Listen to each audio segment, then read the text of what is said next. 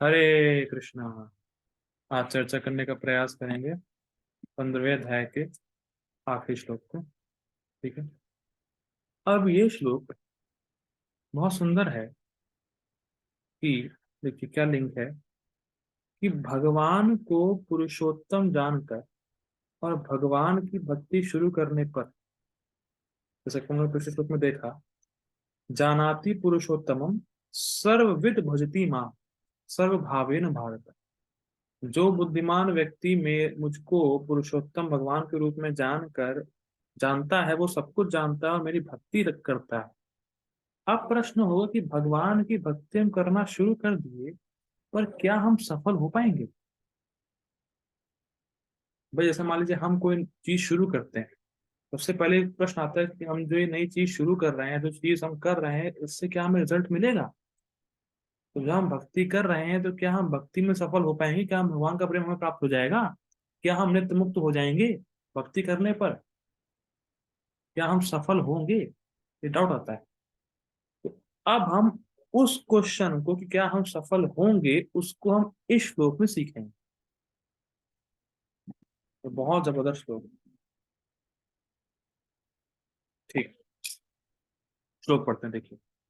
इदम गुह्यतमं शास्त्रम इदम उक्तम मया नघा एतद् बुद्ध्वा बुद्धिमानः स्यात् कृतश्च भारत।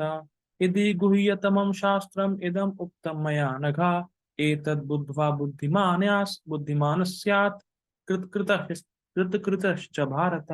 देखिए, इति गुह्यतमं शास्त्रम, ये जो मैंने तुम्हें गुह्यतमम शास्त्र बोला है। अब मेरा प्रश्न है, हरे कृष्णा प्रभु प्रभु जी, वो गुह्यतम शास्त्र है क्या?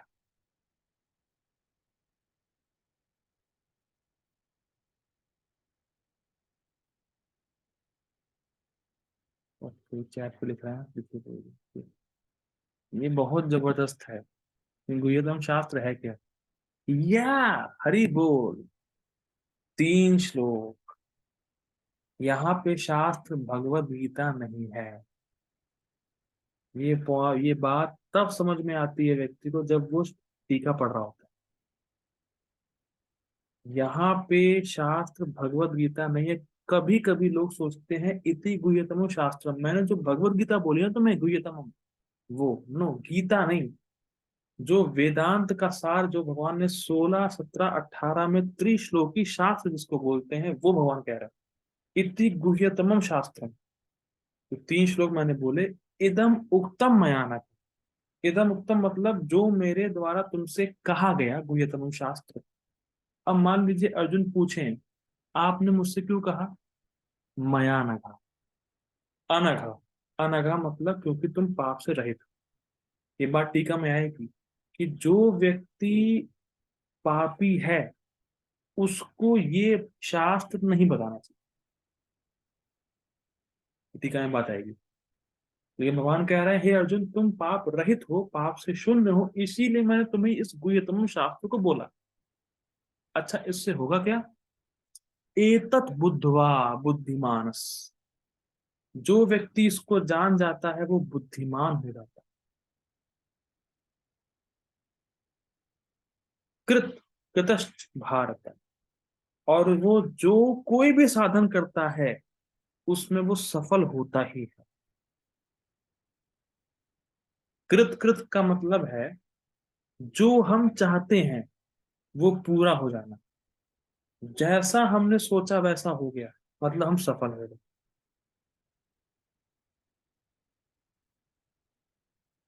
ये बहुत इंपॉर्टेंट है। अब प्रश्न आता है, क्यों सफल हो गए? क्योंकि उस व्यक्ति की फिलॉसफी ठीक रही। और फिलॉसफी ठीक रही तो उसने सही इंटेंशन से भक्ति करी, और सही इंटेंशन से भक्ति करी तो भगवान प्रसन्न हुए, और भगवान प्रसन्न हुए तो भगवान की कृपा से वो सफल हो गए। इसीलिए सिद्धांत को समझना बहुत इंपॉर्टेंट है।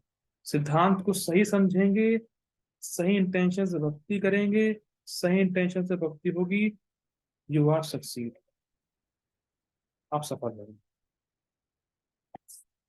ठीक है, बहुत सुंदर।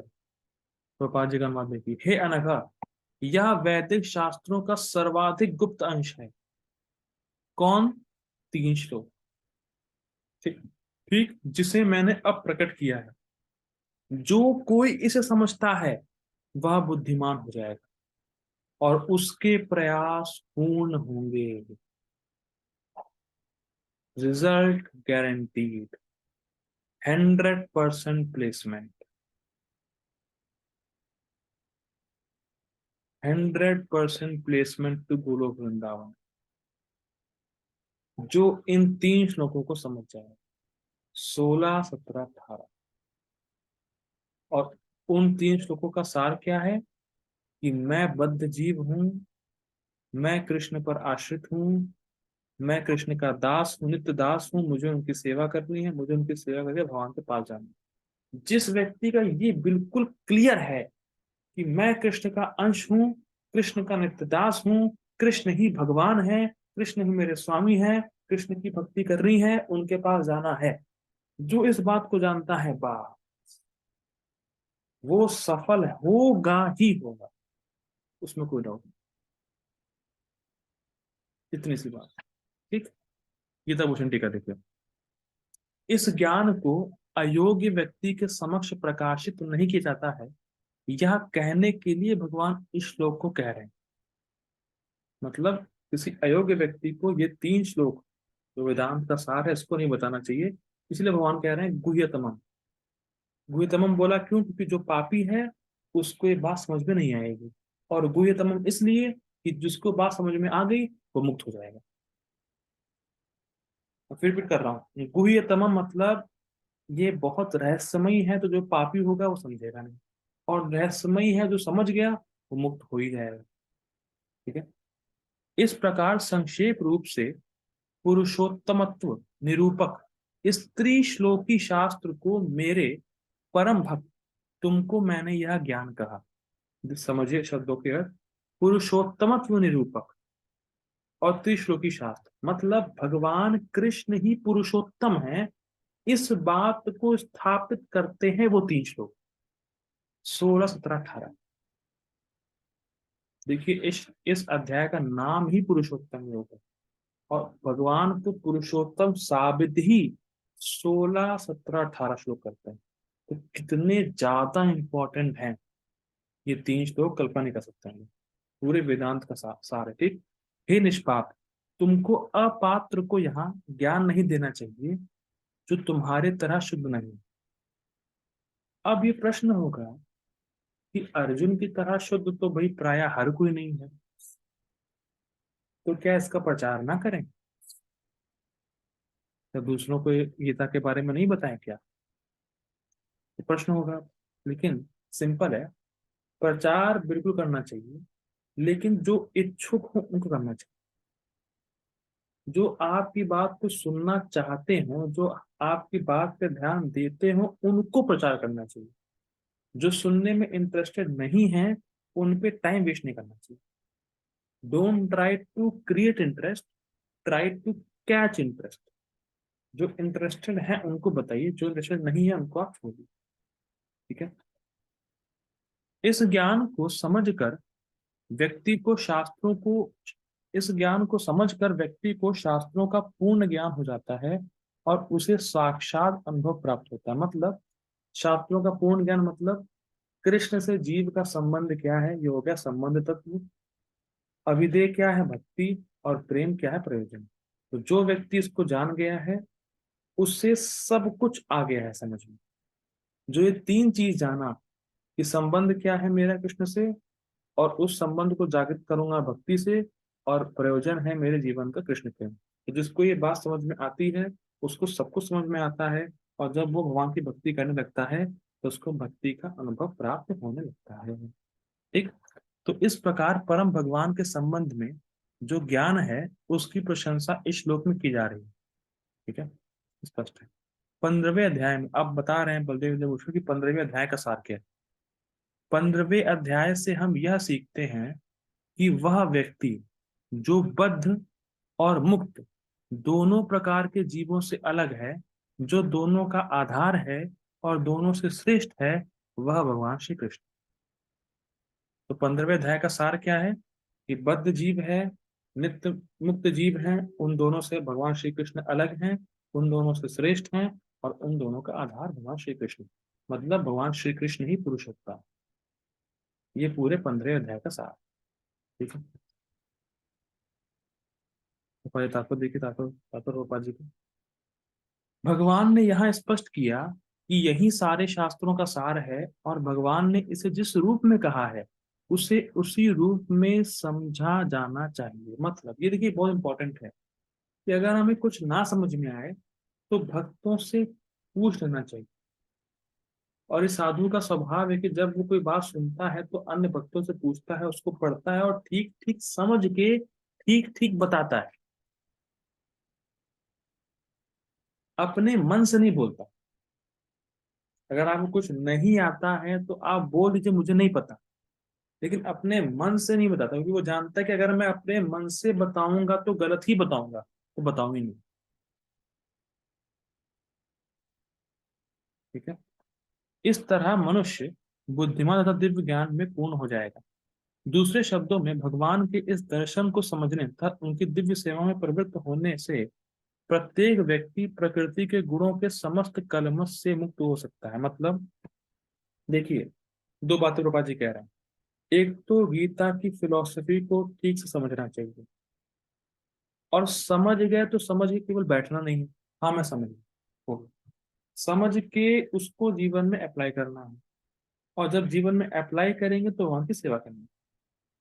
देखिए दो बातें समझिए। कई बार लोग कहते हैं, कई बार लोग प्रवचन में आते हैं हाँ समझ गए, पर कुछ करते नहीं। लेकिन प्रभुपाद जी कह रहे हैं कि समझो, उसको जीवन में अप्लाई करो, भगवान की सेवा करो, और भगवान की सेवा करने से प्रकृति के गुणों से हम तो वैसे ही मुक्त हो जाएंगे। सगुणान समतीतेतान ब्रह्म भूयाय कल्पते। 14वें अध्याय का 26 श्लोक हम लोगों ने पढ़ा था कि जो भगवान की अव्याभिचारी भक्ति करता है वो गुणों से परे होता है। ठीक, आगे पढ़ते हैं। भक्ति आध्यात्मिक ज्ञान की एक विधि है। ये देखिए बहुत सुंदर लाइन। विधि है मतलब क्या है? आध्यात्मिक ज्ञान जो है उसको, विधि मतलब प्रोसेस, जो सुना है उसको जब हम प्रोसेस में डालते हैं उसको भक्ति कहते हैं। सिंपल लैंग्वेज में practical application of spiritual knowledge is called भक्ति। करना है उसको, विधि है। विधि मतलब विधि अपनाना होता है, करना होता है। तो आपने फिलोसफी सुनी, उसको फिर भक्ति, फिलोसफी सुनी और फिर भक्ति करना शुरू किया।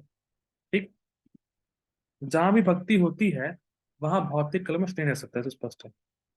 अब देखिए, भगवत भक्ति तथा स्वयं भगवान एक हैं, क्योंकि दोनों आध्यात्मिक। आप जो गीता पढ़ रहे हैं, जो सुन रहे हो, भक्ति है कि नहीं है? भक्ति है। और ये भक्ति स्वयं भगवान है, मतलब आप डायरेक्ट कृष्ण के संपर्क में। हरे कृष्ण महामंत्र जप करना भक्ति है कि नहीं है? बिल्कुल है। भक्ति मीन्स भगवान है, डायरेक्ट संपर्क में आ। तो कभी कभी लोग बोलते हैं कि भगवान का आश्रय कैसे ले, भगवान तो अब यहाँ है नहीं। भगवान का आश्रय लेना मतलब भगवान की भक्ति का आश्रय लेना, क्योंकि दोनों एक है। ठीक, भक्ति परमेश्वर की अंतरंगा शक्ति के भीतर होती है। कई बार समझाया इसको कि भक्त भगवान को तब समझ सकता है जब भगवान की संवित शक्ति और हलादनी शक्ति के संपर्क में वो आता है। ठीक है, और तब वो भगवान को समझ पाता है, और ये होगा भक्ति करने से। ठीक है, भगवान सूर्य के समान है और अज्ञान अंधकार। जहां सूर्य विद्यमान है वहां अंधकार का प्रश्न ही नहीं उठता। अतएव जब भी प्रामाणिक गुरु के मार्गदर्शन के अंतर्गत भक्ति की जाती है तो अज्ञान का प्रश्न ही नहीं उठता। देखिए ये हम लोगों ने देखा था। ठीक है, वो देख चुके हैं।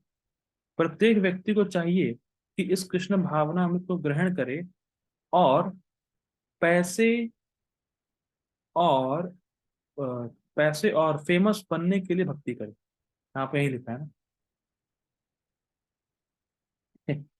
बुद्धिमान तथा शुद्ध बनने के लिए भक्ति करे।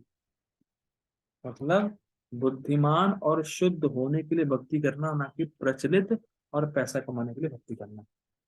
ठीक है, जब तक कोई इस प्रकार नहीं समझता जब तक कोई कृष्ण को इस प्रकार नहीं समझता और भक्ति में प्रवृत्त नहीं होता, तब तक सामान्य मनुष्य की दृष्टि में, ये बहुत इंटरेस्टिंग देखिए, जब तक कोई कृष्ण को इस प्रकार नहीं समझता, किस प्रकार कि भगवान कृष्ण ही पुरुषोत्तम है, और भक्ति में प्रवृत्त नहीं होता, तब तक सामान्य मनुष्य की दृष्टि में कोई कितना बुद्धिमान क्यों ना हो, वह पूर्णतः बुद्धिमान नहीं। अरे भैया, आइंस्टाइन तो बहुत बुद्धिमान थे, सामान्य लोगों की दृष्टि से हो सकता है बुद्धिमान, पर भक्तों की दृष्टि से, गीता की दृष्टि से रास्कल नंबर वन है। सिंपल, ये बात हो चुकी है। देखिए, एक भागवतम में श्लोक आता है कि जो गधे, ऊंट, ऐसे कई पशुओं का नाम आता है कि तो एक गधा ही दूसरे गधे की सराहना करता है। आप बात समझिए, जैसे एक गधा कुछ बोल रहा है, दूसरा गधा कुछ बोल रहा है, अरे भैया आप कितना अच्छा गाते हैं, तो एक गधा ही दूसरे गधे की प्रशंसा करता है। तो एक रास्कल ही दूसरे रास्कल को प्रोत्साहन करता है, तो तारीफ करता है। तो जो व्यक्ति कह रहा है कि ये बहुत बुद्धिमान है, तो बेसिकली वो उस कैटेगरी का है। लेकिन हम जानते हैं कि जब व्यक्ति कृष्ण को नहीं जानता, कृष्ण की भक्ति को नहीं करता, तो वो कुछ भी कर ले वो बुद्धिमान है ही नहीं, क्योंकि वो अपने को नहीं जानता। ठीक है। जिस अनग शब्द से अर्जुन को संबोधित किया गया है वह सार्थक है। अनग अर्थात हे निष्पाप का, हे निष्पाप का अर्थ है कि जब तक मनुष्य पाप कर्मों से मुक्त नहीं हो जाता, तब तक कृष्ण को समझ पाना कठिन है। अब ध्यान दीजिए, जो पापी है वो कृष्ण के पास नहीं आता, लेकिन ये नहीं कहा जा रहा कि वो आ नहीं सकता।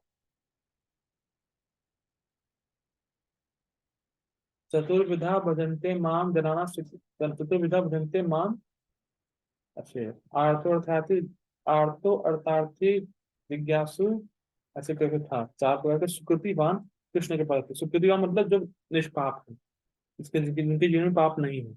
तो जिनके जीवन में पाप होता है वो कृष्ण के पास प्राय नहीं आते, पर ऐसा नहीं कि वो आ नहीं सकते। इसीलिए भक्तों की जरूरत है कि जो पापी है उनको प्रसाद खिलाएं, कीर्तन सुना, जिससे उनके जीवन से पाप नष्ट होगा, और पाप नष्ट होगा तो भक्ति में आ जाएंगे। और पाप का अर्थ समझना चाहिए, पाप का अर्थ है भक्ति विरोधक कर्म। ऐसे कर्म जो व्यक्ति को भक्ति करने में बाधा दे रहे हैं वो होता है। ठीक है। अब देखिए, लेकिन भक्ति इतनी शुद्ध तथा शक्तिमान होती है कि एक बार भक्ति में प्रवृत्त होने पर मनुष्य स्वतः निष्पाप हो जाता है। मैं मतलब मैं ये कहने का, प्रसाद खिलाओ उसको, कीर्तन सुनाओ, तो वो अपने आप ही निष्पाप हो जाएगा। ठीक है। शुद्ध भक्तों की संगति में रहकर पूर्ण कृष्ण भावना में भक्ति करते हुए, हाँ, ये जो अब जो आप देख रहे हैं पैराग्राफ आ रहा है, ये प्रभुपाद जी ने अपने गुरु महाराज की टीका से लिया। प्रभुपाद जी के जो गुरु महाराज थे, जो उन्होंने इस श्लोक पे टीका लिखी, उसमें से प्रभुपाद जी दे रहे हैं, तो समझना होगा इसको। देखिए, शुद्ध भक्तों की संगति में रहकर पूर्ण कृष्ण भावना में भक्ति करते हुए कुछ बातों को बिल्कुल ही दूर कर देना चाहिए। सबसे महत्वपूर्ण बात जिस पर विजय पानी है वह है हृदय की दुर्बलता। पहला पतन प्रकृति पर प्रभुत्व जताने की इच्छा के कारण ही होता है, कारण होता है। इस तरह मनुष्य भगवान की दिव्य प्रेमा भक्ति को त्याग देता है। समझिए, कृष्ण भूलिया जीव भोग वांछा करे, निकटस्थ माया तरे झपटिया धरे। तो पहले पतन का मूल कारण है कि जीव भोग करना चाहता है। और हमें ये याद रहे कि हमेशा कि हम शर जीव हैं, और शर इसीलिए है क्योंकि हमारे अंदर भोग की इच्छा है। तो ये हमारे पास बीमारी ऑलरेडी है भोग करने की। तो यहाँ पे प्रभुपाद जी कह रहे हैं कि ऐसे माहौल से दूर रहना चाहिए जो हमारी बीमारी को बढ़ाए। फिर रिपीट कर रहा हूं, हम शर हैं, हम में भोग करने की प्रवृत्ति ऑलरेडी है ही है, बीमारी है ही है। तो ऐसे माहौल में या ऐसी जगह से दूर रहें जहां आपको भोग करने की फैसिलिटी इजिली मिल जाएगी। क्योंकि अगर भोग करने की फैसिलिटी आपको इजिली मिल जाएगी तो आप भोग में लग जाएंगे, और भोग में लग गए तो भक्ति नहीं करेंगे। तो ये पहली चीज आपको ध्यान देनी है। ठीक। दूसरी हृदय की दुर्बलता है कि जब कोई अधिकाधिक प्रभुत्व जुटाने की इच्छा करता है तो वह भौतिक पदार्थ के स्वामित्व के प्रति आसक्त हो जाता है। अब इसको समझिए। भोग की इच्छा है मेरे हृदय में, और जब मैं भोग करता हूं तो उन चीजों की प्रति मुझे आसक्ति हो जाती है जो मुझे भोग देती। ये बहुत इंटरेस्टिंग है, इसको देखिएगा। मुझे भोग की इच्छा है, मैं भोग करता रहता हूँ, और जो चीज मुझे भोग देती है उससे मुझे आसक्ति हो जाती है, और ये भावना बढ़ जाती है कि ये वस्तुएं मेरी। तो इस आसक्ति को भी काटना। दो दुर्बलता है जिनसे हमें दूर रहना है। अब देखिए प्रोपाल जी क्या सुंदर है लिख रहे हैं। इन संसार की सारी समस्याएं इन्हीं हृदय की दुर्बलताओं के कारण है। मतलब इस संसार में जो कोई प्रॉब्लम है उसका रूट कॉज यही है। ठीक। अब देखिए, अब प्रोपाल जी कंक्लूड कर रहे हैं 15वें अध्याय को। क्या 15वें अध्याय में क्या सीखा हम लोगों ने? इस अध्याय के प्रथम 5 श्लोक में हृदय की इन दुर्बलताओं से अपने को मुक्त करने की विधि का वर्णन हुआ। मतलब एक उल्टा पेड़ है, उसको हमें काटना है। इसका वर्णन शुरुआत के 5 श्लोकों में हुआ। ठीक। और छठे श्लोक से अंतिम श्लोक तक पुरुषोत्तम योग की विवेचना हुई। इस प्रकार श्रीमद् भगवद गीता के 15वें अध्याय पुरुषोत्तम योग का भक्तिदान तात्पर्य पूर्ण हुआ। हरे कृष्णा कृष्ण कृष्ण हरे हरे, हरे राम राम राम हरे कृष्ण। ठीक है, हम लोग अब 16वां अध्याय शुरू करेंगे। हरे कृष्ण। प्रभुपाद की जय। श्रीमद् भगवद गीता की जय। हरे कृष्ण।